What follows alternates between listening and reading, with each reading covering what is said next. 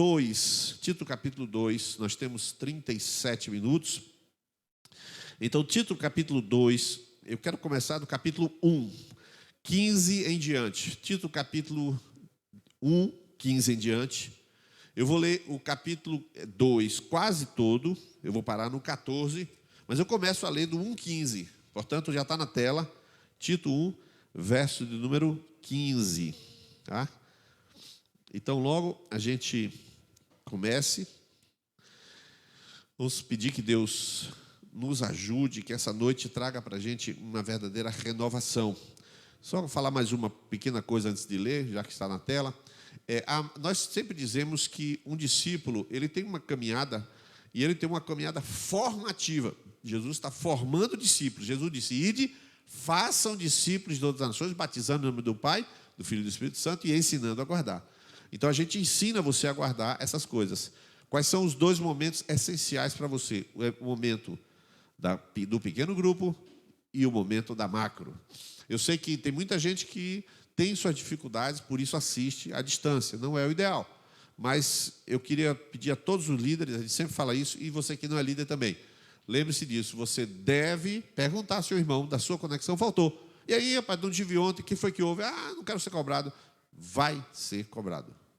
Vai ser cobrado. O que é cobrado? Cobrado é a dificuldade que a pessoa tem de dizer, não quero ser cobrado. Cobrança não existe. Existe uma preocupação de que a pessoa não se perca. Então, cobrado é a parte negativa, falar é a parte positiva. Eu me importar com você é positivo. A pessoa, quando se sente cobrado, é porque interpreta o cuidado de forma negativa. Mas a gente tem que fazer a nossa parte, dizer, tudo bem? Rapaz, não. Por exemplo, hoje eu estou vindo de Salvador, eu vim do aeroporto, levantei 3h pouca da manhã, fui direto para a UTI. Minha mãe está hospitalizada na UTI. Já vim direto, mas aí é para fazer exames, quer dizer, ela não está padecendo de um quadro qualquer. Tem uma indefinição, está desmaiando, e aí foi para a UTI, está fazendo N exames, e está lá, eu não pude entrar e vê-la, né? Então, assim, sempre tem uma situação que poderia impedir você de estar, etc. e tal, mas você deve fazer todo o esforço, porque o esforço faz parte da sua formação. Tito, capítulo 1, verso 15 em diante. Para os puros, todas as coisas são puras. Mas para os impuros e descrentes, nada é puro. De fato, tanto a mente como a consciência deles estão corrompidas. Eles afirmam que conhecem a Deus, mas por seus atos o negam. São detestáveis, desobedientes e desqualificados para qualquer boa obra. Você, porém, fale o que está de acordo com a sã doutrina. Verso 1, todo mundo vai ler esse verso 1, que está em letras grandes. Vamos ler juntos? Fale o que está de acordo com a sã doutrina. Ensine os homens mais velhos a serem moderados, dignos de respeito, sensatos e sadios na fé, no amor e na perseverança. Semelhantemente, ensine as mulheres mais velhas a serem reverentes na sua maneira de viver, a não serem caluniadoras, nem escravizadas a muito vinho, mas a serem capazes de ensinar o que é bom. Assim poderão orientar as mulheres mais jovens a amarem seus maridos e seus filhos, a serem prudentes e puras, a estarem ocupadas em casa e a serem bondosas e sujeitas a seus maridos, a fim de que a palavra de Deus não seja difamada. Da mesma maneira, encoraje os jovens a serem prudentes. Em tudo seja você mesmo um exemplo para eles, fazendo boas obras. Em seu ensino mostre integridade e seriedade. Use linguagem sadia, contra a qual nada se possa dizer, para que aqueles que se opõem a você fiquem envergonhados por não poderem falar mal de nós. Ensine os escravos a se submeterem em tudo a seus senhores, a procurarem agradá-los, a não serem respondões e a não roubá-los, mas a mostrarem que são inteiramente dignos de confiança, para que assim se tornem atraente em tudo o ensino de Deus nosso Salvador. Porque a graça de Deus se manifestou salvadora a todos os homens. Ela nos ensina a renunciar à impiedade e a paixões mundanas e a viver de maneira sensata, justa e piedosa nesta era presente, enquanto aguardamos a bendita esperança. a gloriosa manifestação de nosso grande Deus e Salvador Jesus Cristo. Ele se entregou por nós, a fim de nos remir de toda a maldade e purificar para si mesmo um povo particularmente seu, dedicado à prática de boas obras. Amém? Vamos orar nesse momento? Senhor Deus, que a Tua palavra produza esta noite libertação, cura, renovo, orientação, ensino, revelação daquilo que Tu queres, do caminho que o Senhor pavimentou para todos nós. Nós somos gratos ao Senhor porque ela está acessível e porque nós temos liberdade nesta nação de poder ministrar a Tua palavra e receber esta palavra, viver em comunhão, servir ao Senhor. E nós pedimos que assim seja para a Tua glória esta noite, em nome de Jesus. Amém e amém. Meus amados, esse texto de Tito, que começou no verso 15, ele tem algumas coisas que eu gostaria de trazer para vocês. Já falando agora, nós falamos várias vezes sobre lendo a Bíblia como discípulos, falando agora no escopo de ética, no escopo do comportamento, no escopo do procedimento de um discípulo. Um discípulo de Jesus, ele foi formado, Jesus tem intenção, Deus tem intenção de, levantando os seus discípulos, semeá-los como sal no meio da sociedade. Daí porque eu insisto várias vezes que o cristão e a vida cristã não é no templo nem no culto, é ao contrário, é na sociedade. Por essa razão, o cristão como sal, ele não está no saleiro, ele está no meio da carne podre, entre aspas, para que ali ele produza um efeito de salgar, um efeito de evitar o apodrecimento moral e ético do mundo.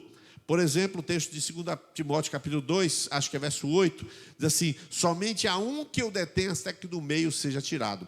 A interpretação escatológica diz o seguinte, que enquanto a igreja está no mundo, o Espírito Santo está na igreja, o anticristo não vem para dominar essa terra. Mas enquanto a igreja é tirada do mundo, isso segundo a Tessalonicenses 2:8, quando ela é tirada do mundo, o Espírito Santo sai com a igreja, porque o lugar do Espírito Santo é na igreja, aí então o mundo é entregue ao maligno. O que significa dizer que a igreja é uma espécie de anticorpos do apodrecimento moral desse mundo. É a igreja, com o seu procedimento correto, é que faz com que o mundo tenha, de verdade, um detimento do pecado.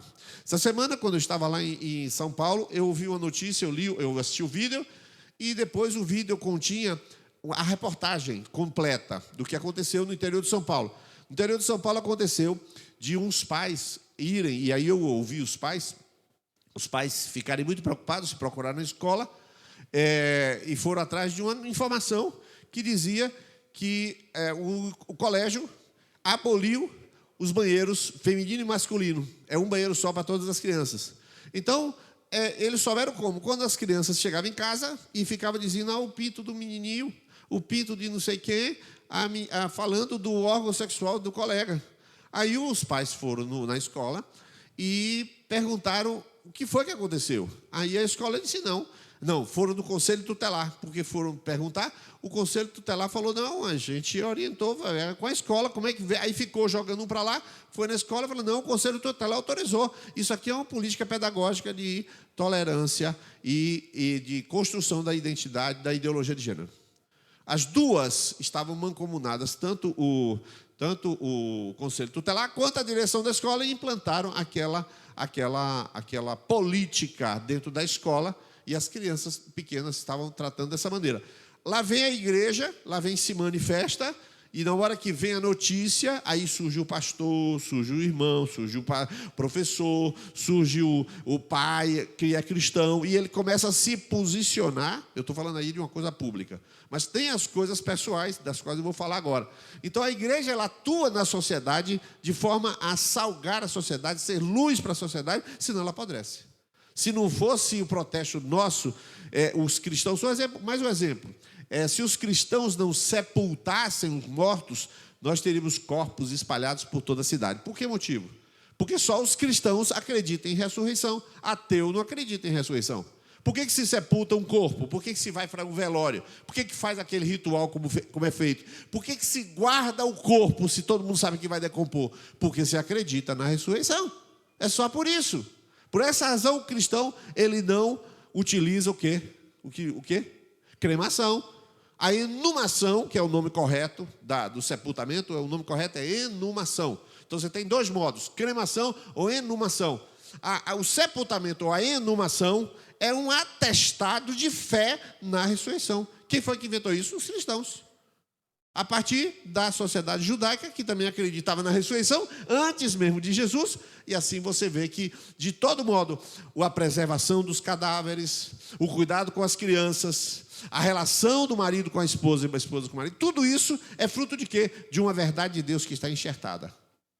Por isso, verso 15 e 16 de Tito 1, queria que você colocasse na tela ainda, diz assim: todas as coisas são puras para os puros, mas para os impuros e descrentes, está aí na tela, nada é puro. De fato, a mente e a consciência deles estão corrompidas. Observe que na tela está dizendo tudo é puro para os puros. Por isso, a Bíblia diz, e lá está onde é que está escrito? É Mateus capítulo 6, acho que é verso 17, alguma coisa que diz assim: se a luz que em ti há for em trevas, quão grandes serão tais trevas. Porque essa luz interior, se ela for trevas, vai estar exatamente como diz o final do texto: a mente e a consciência corrompidos. Então ele pensa, ele vê uma mulher, ele pensa em sexo, ele vê um rapaz, ela pensa em sexo, ele vê um bem, ele ganancia, ele deseja ele tem a ganância por aquela pessoa que é rica, ele tem uma inveja.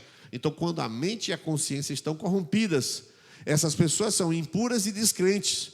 Então, olha o que vai acontecer no verso 16. O que acontece com esse tipo de pessoa? Observa bem. Eles afirmam que conhecem a Deus, mas por seus atos o negam. Então, aí começa você a ver a importância de que se dá, logo na sequência, a vida ser correspondente com as palavras. Porque diz que eles falam que conhecem a Deus, mas a vida nega. E aí todos vocês conhecem vários cristãos que discursam bem, mas como diz aquele ditado, Frei Tomás, diz bem, mas não faz, né? Ele fala, mas não tem vida compatível com o que fala. Você deve conhecer vários cristãos. Hoje eu estava lendo uma frase de um grande pregador, eu vou tentar lembrar quem é o nome, essa frase, que diz assim, David Wilkerson. Vocês conhecem? David Wilkerson, ele diz assim: infelizmente, nós vivemos em dias que temos que pregar o evangelho para evangélicos. Qual é o evangelho que temos que pregar para os evangélicos? Os evangélicos são aquelas pessoas que têm fé em Cristo Jesus, mas muitos deles não praticam a fé que confessam. Exatamente aí está a diferença entre o crente, o evangélico, o católico, o cri-cri, e aquele que pratica, que é um discípulo. Eu sou um aluno de Jesus, eu não pratico tudo. Por que eu não sei? Eu não vou dizer, bater no meu peito e dizer sou perfeito. Ninguém pode dizer eu não tenho pecado. Quem disser que não tem pecado, a Bíblia diz, enganamos-nos a nós mesmos e fazemos mentiroso. Então ninguém pode bater no peito e dizer isso. Contudo, se eu sou um discípulo, eu sou um aluno, eu estou aprendendo. Exemplo simples. Tentou-se fazer muitas coisas ontem, no dia 12, dia das crianças. Tentou-se várias coisas. Havia muitas opções de fazer uma atividade, tanto ir para Salvador, várias coisas iriam ser feitas. Várias opções são possíveis. Mas por que foi feito assim? Eu não estava presente. Os irmãos seguiram uma linha de instrução. Eles seguiram, fizeram assim, vou fazer assim, vai por aqui. Eles então fizeram aquilo que foi orientado, direcionado. Se não fossem discípulos, estariam até hoje discutindo, não tinha saído do evento nenhum. Não tinha saído nada. Quando chegou no dia 11 à noite, que eu olho aquele meu WhatsApp, embora aqui com o Neto você não tem hora para olhar exatamente, né? Mas quando eu olhei o WhatsApp, aí estava tudo arrumado e lindo aqui. Eu digo, meu Jesus da glória. Mas só discípulo vai pegar e vai praticar. Ele não somente vai acreditar, ele vai praticar. Então o que a gente vê aí, afirmam que conhece a Deus, mas por seus atos o negam. E tem três coisas, são detestáveis, desobedientes e desqualificados para toda boa obra. Mas o que eu quero enfatizar está na sequência do texto. Ele puxa para 2:1 e ele fala o quê? Você, porém, fale o que está de acordo com a sã doutrina. O que é que está de acordo com a sã doutrina? Você vai ver nos versos seguintes a importância disso. Quais são essas coisas que estão de acordo com a sã doutrina? Verso 2, eu queria que os homens lessem isso que está escrito no verso 2. Só os homens. 1, 2, 3 já.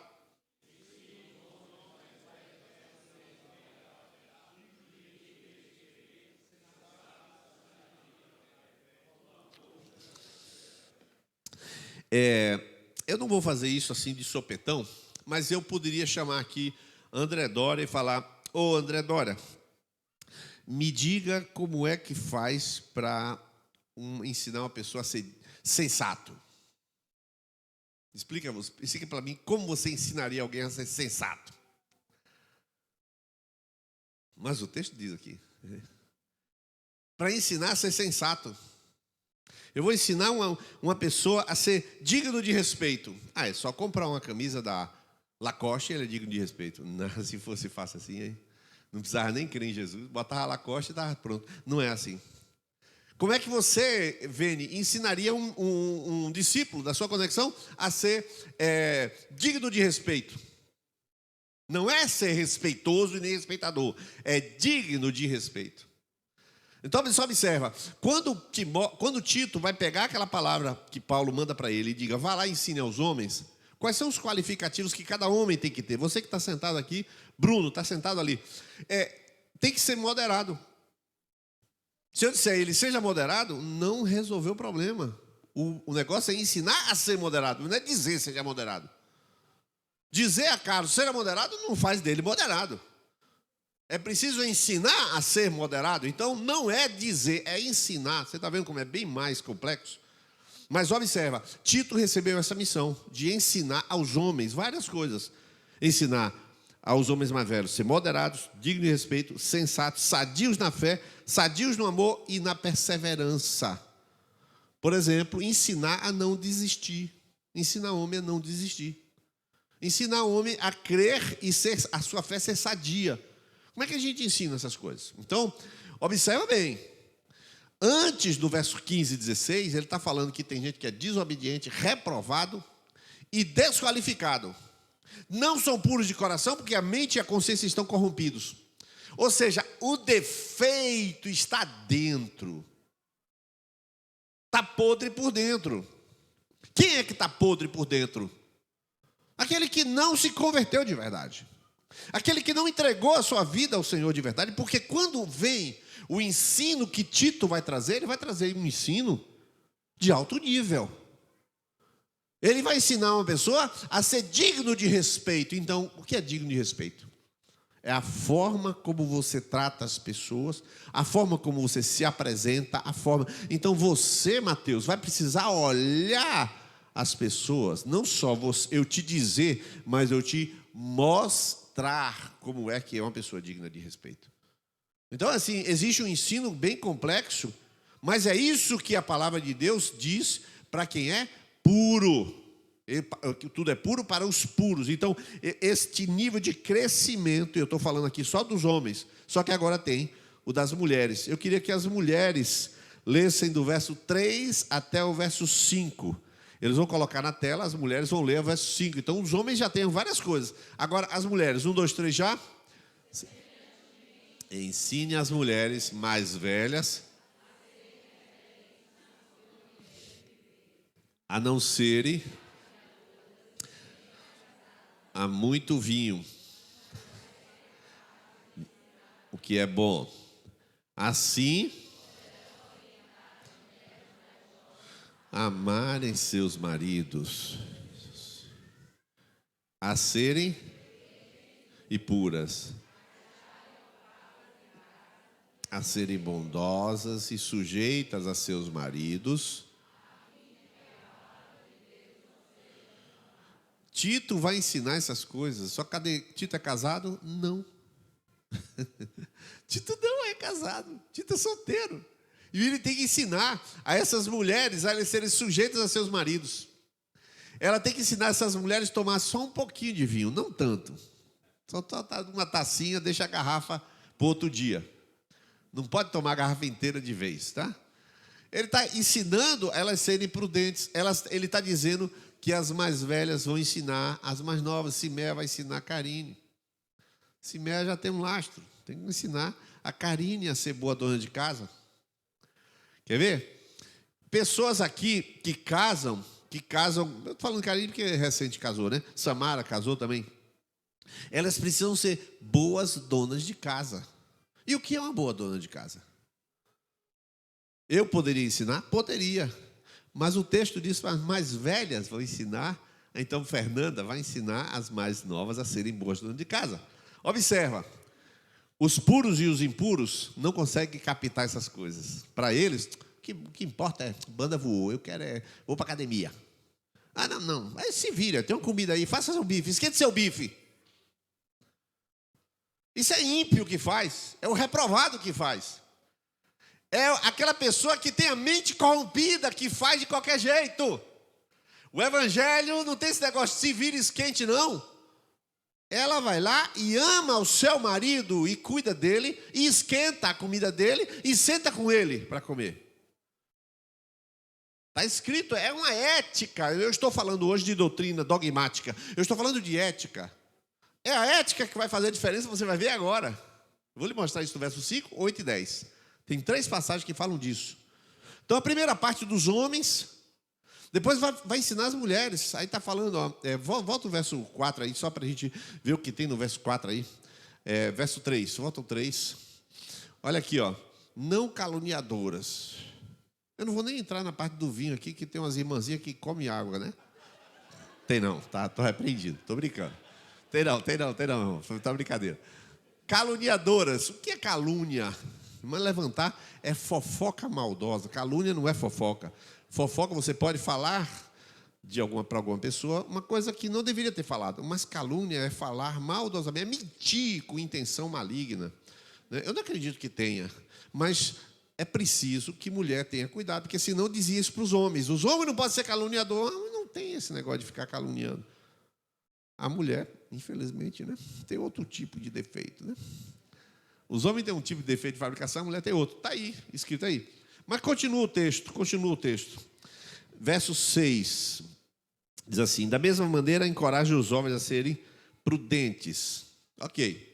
Agora, verso 7, ele volta para o próprio pregador Tito. Volta para o próprio.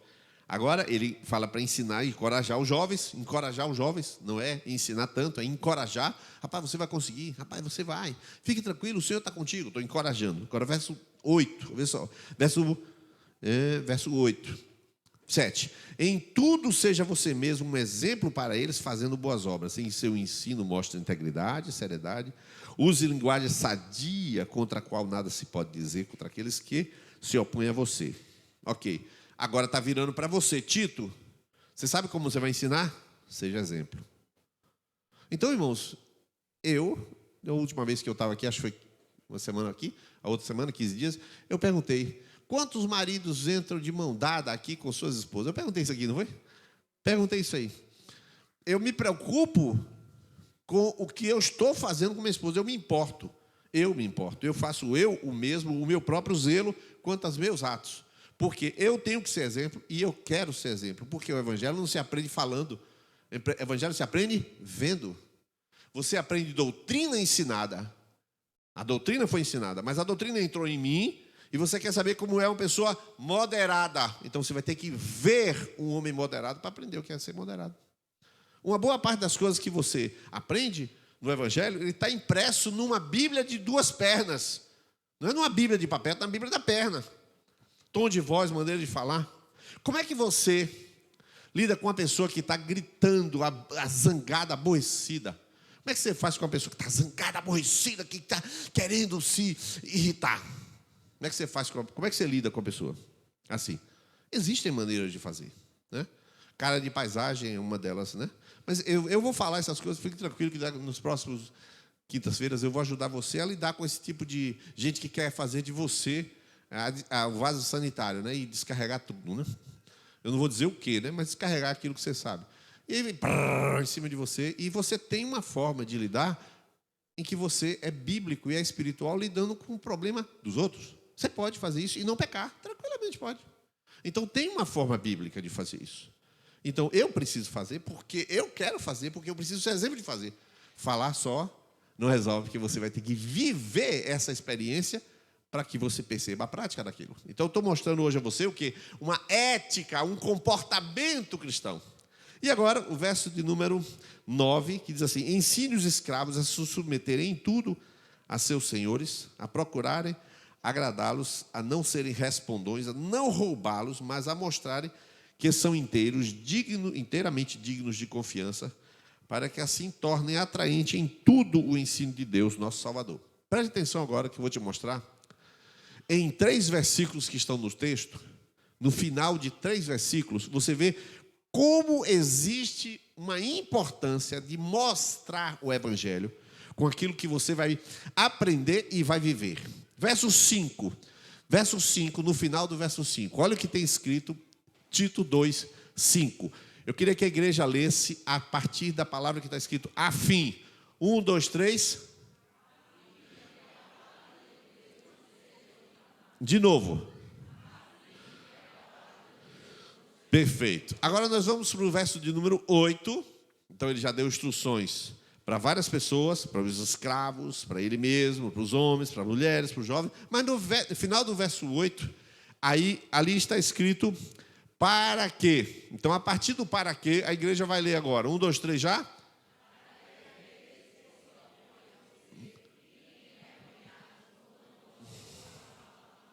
E o verso 10, também no final, que começa escrito para quê? Ali onde está escrito para quê, até o final, você vai ler, e nós toda a igreja vai ler juntos. 1, 2, 3 já?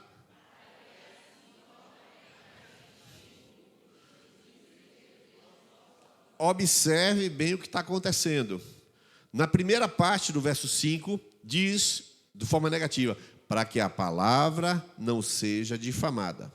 E é justamente quando você vai para casa que o seu colega de trabalho vê o seu procedimento, vê o procedimento de alguém e difama a palavra de Deus por sua culpa. Irmãos, qualquer pessoa que está aqui, que agora quando eu estou falando, presta atenção, porque eu estou falando, o Espírito Santo está falando, eu estou falando palavra ética, agora não é dogmática, né, teológica, a palavra ética, comportamental. E você está ouvindo essa palavra e você se lembrou de um fato, de um ato que você cometeu. Em público, ainda que não seja diante de 1000 pessoas, que seja diante de 5 pessoas, um comportamento público e que trouxe difamação à palavra, você está em débito espiritual. Você está em débito. Você deve procurar orientação. E por que você deve procurar orientação? Porque você quer consertar. Não é porque eu estou mandando. Entenda isso. Você difamou a palavra de Deus. Você, com o seu comportamento, fez com que a palavra de Deus fosse difamada. O que é difamada? Rapaz, aqueles crentes da videira, eu vou te contar, viu? Para ser crente daquele jeito, eu prefiro o diabo. Aí ele fala um treco lá, por sua culpa. E agora? Então você é responsável por aquela difamação. Você está em débito com Deus. No verso de número 8, você vai ver que agora o testemunho é negativo e positivo. Olha só. E aí ele está falando de não falar palavrão, de você ter uma linguagem santa. E ele fala assim, ó, para que aqueles que se opõem, ou seja, tem gente que vai se opor, sempre. Irmãos, essa história de zona de conforto não presta. Aliás, inimigo é coisa boa. Inimigo é coisa boa. É o inimigo que torna você forte e hábil. Presta atenção, inimigo é coisa boa. Ansiedade, rumores de comunismo tomar, é coisa boa, irmão. Irmãos, eu estou ministrando tanto para pastor que você não faz ideia. Hoje eu escrevi um texto enorme, mostrei para a Fernanda, e eu disse a seguinte coisa, eu não vou citar o nome da pessoa, mas vou citar o atributo dele que todo mundo conhece, o careca, o juiz careca. Eu coloquei lá e falei assim, por que será que Deus permitiu esse juiz careca na nossa nação? Aí citei Isaías 7, acho que é 12, que diz assim, e eu usarei você navalha alugada, isto é, o rei da Síria. Coloquei lá. Este juiz careca, que eu citei o nome dele lá, né? Ele é a navalha alugada de Deus para muitas coisas que Deus precisa corrigir no seu povo, nesta nação. Porque quando Deus foi corrigir Israel, chamou Nabucodonosor e foi lá e pá, e deu uma surra no seu povo usando um chicote chamado Nabucodonosor, chamado Babilônia. Como é que Deus vai corrigir, por exemplo, os muitos líderes? Olha o que eu estou falando, e tem gente me ouvindo, que eu estou falando aqui, várias pessoas ouvem, pastores e tudo. Como é que Deus vai corrigir líderes ditadores dentro da igreja, mandando o ditador em cima deles para dar surra? Para eles aprenderem a eles não ser isso. Porque não adianta falar. Não adianta falar para ser um pastor terno, manso e generoso com suas ovelhas. Ele não aprende. Ele tem cargo. Então Deus manda um careca e toca-lhe o cacete nos pastores. Aqueles faladores começam a falar mansinho, começam a tirar um pouquinho de manso. Não sei. Você duvida? Deus usou Nabucodonosor, por que não vai usar um careca brasileiro? Usa. Então, esse tempo que está aparecendo de dificuldade, de inimigos se levantando, meu irmão, é coisa boa. É uma maneira de Deus exercitar a sua prudência, a sua oração, a sua confiança, a sua capacidade de crer em Deus. Uma série de atributos você só desenvolve com os seus inimigos. Você entende? Por isso que o texto diz, para que aqueles que se opõem a você fiquem envergonhados por não poder falar mal de vocês. Irmãos, ser irrepreensível é isso. Ser irrepreensível é você ter um compromisso com você de não dar a ninguém o direito de ser repreendido. Engraçado que eu estava lá, lembra para mim aqui, Fernanda? Foi lá em Vitória do Espírito Santo e o Ebenezer Bittencourt, Fernanda vai lembrar o que foi que ele fez a pergunta. Ele colocou, o que é ser repreensível? O que é ser irrepreensível? Aí ele perguntou a todo mundo, passou o microfone para todo mundo, inclusive eu. Aí eu falei, aquela pessoa que não é passível, que não tem nada a que se repreenda a ele. Aí, você lembra da resposta dele? Aquela pessoa que se arrepende rápido. O que é uma pessoa irrepreensível? Que antes de você o repreender, ele já se arrependeu. Eu nunca tinha visto. Irmãos, eu fui lá, sentei na cadeira. Ebenezer Bittencourt fala isso. Irrepreensível é que você não precisa repreender, porque antes disso ele já se arrependeu. Irmãos, pensa no que é uma pessoa de que você é irrepreensível. Você errou no seu trabalho, você mesmo foi lá e disse, me perdoe. Você falou que não devia, você mesmo se antecipou e foi lá, eu quero pedir perdão aqui, porque eu falei ontem uma coisa imprecisa, indevida, e você foi lá e fez. Essa pessoa, não é que não erra, é que as pessoas não têm o que dizer. Porque antes de falar, você mesmo fala. Você pensa o que é o poder de um testemunho de uma pessoa. E agora o verso 10. No final do verso 10, também vai falar sobre o testemunho. No final do verso 10. Para quê? Vamos ler a partir do para quê? 1, 2, 3 já? Em tudo. Você vê que na primeira, ele fala assim, para que a palavra não seja difamada.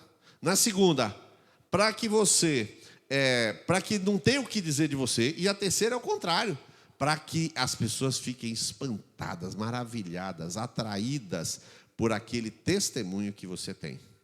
Então agora eu vou começar a fazer minhas conclusões. Por que acontece com essas coisas? Ninguém vai fiscalizar testemunho de ninguém.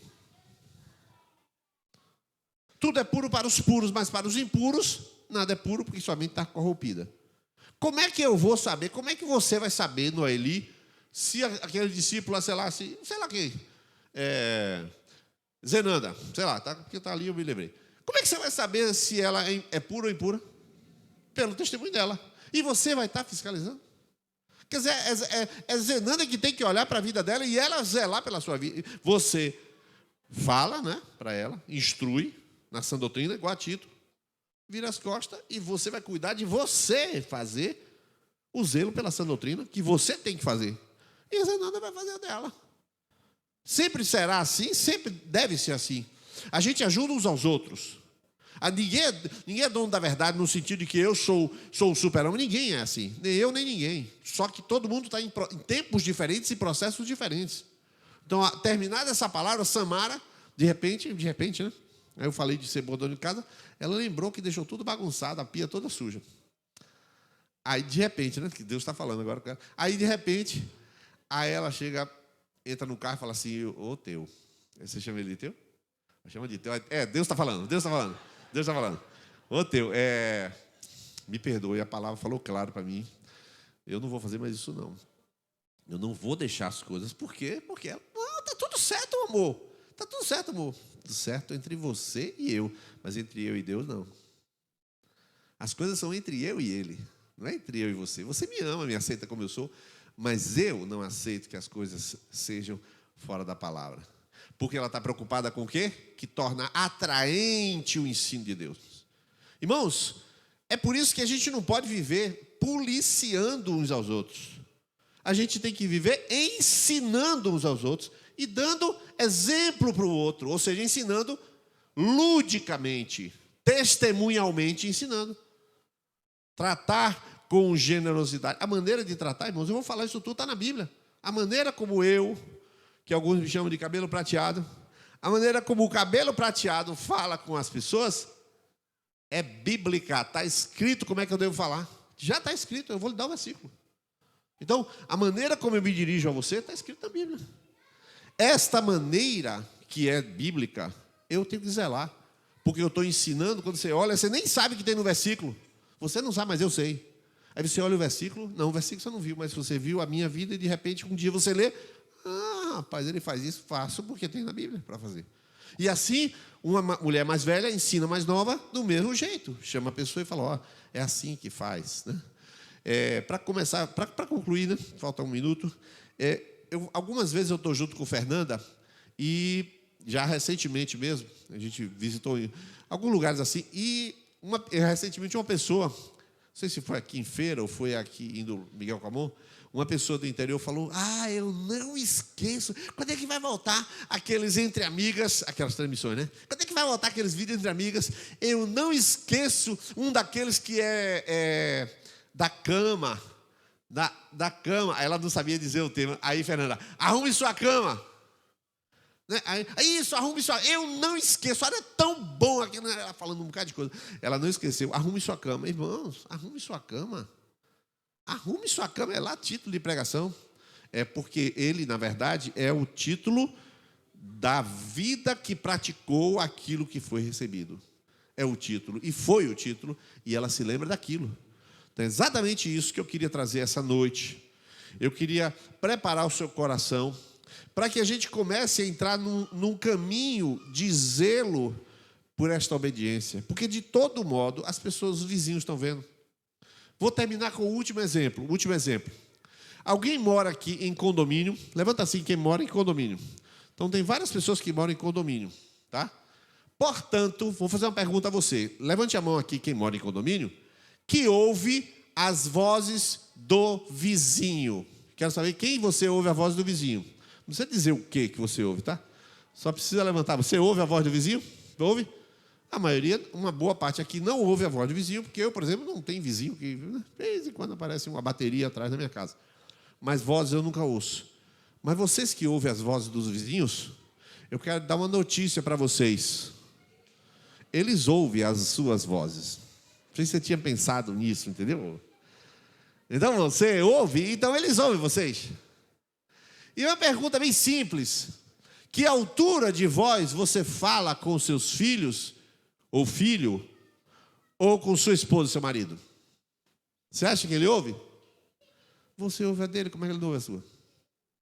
É claro que isto, do lado de lá, você não vai botar câmera, microfone, mas pode saber que a palavra de Deus está ou elogiada ou difamada. É justamente aí onde entra esse aspecto, que você tem um compromisso com Deus, sozinho, pessoal. Quando termina aqui a macro e a celebração, você vai para lá e você fala, rapaz, eu vou fazer o que é certo. Por quê? Porque eu quero. Porque eu amo Jesus, que do que de respeito a mim, o que tiver em minha vida vai glorificar a Deus. Amém? Queria que você ficasse de pé nesse momento, nós encerramos. É bem difícil, queridos, a gente ficar falando de ética. Aliás, é bem fácil ficar falando de ética e começar a fazer crítica de comportamento. Isso não é o que a gente vai ajudar em ninguém. O que vai ajudar é a gente ter luzes para que a gente possa fazer o melhor para a glória de Deus. Amém? Nós vamos orar nesse momento e queria que você curvasse a sua fronte agora. E você, antes de a gente orar, eu queria que você curvasse a fronte e você, nesse momento, você pensasse por 30 segundos como é que está a sua vida de testemunho. Você viu 3 modelos, né? Para que a palavra não seja difamada, para que não tenham do que se envergonhar quando falarem de ti. E o terceiro, para que sejam atraídos por causa do teu testemunho. Pensa aí no seu testemunho em 30 segundos e se comprometa com Deus agora.